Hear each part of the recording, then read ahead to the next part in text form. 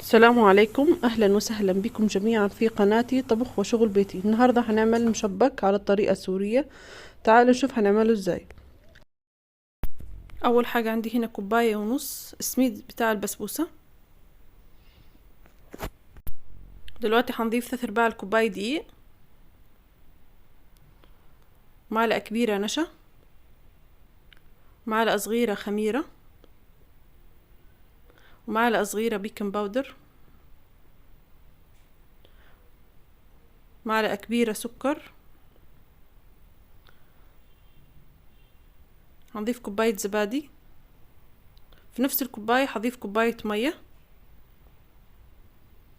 وهنخلطهم مع بعض.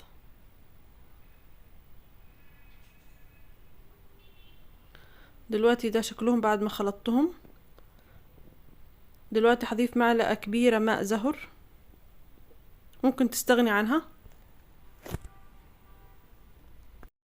دلوقتي هسيبهم حوالي ساعة لحد ما يتخمروا.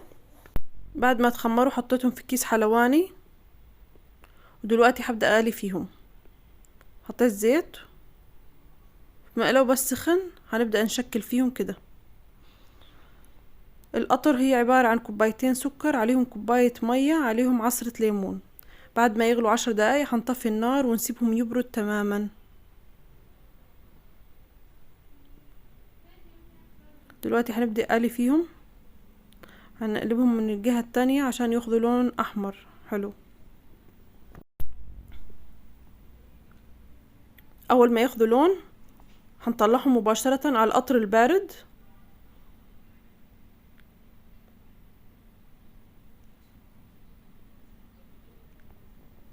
دلوقتي هنشكل قرص.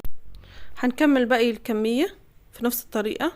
ممكن تكبري القرص او تصغريه على هو يعني تحكمك في الكيس الحلواني.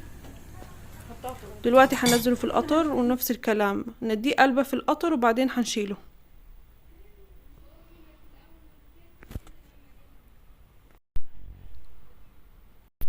ده شكلهم بعد ما خلصتهم. بتمنى تجربوهم ويعجبكم. لا تنسوا الاشتراك في القناة وتفعيل جرس يصلكم كل جديد.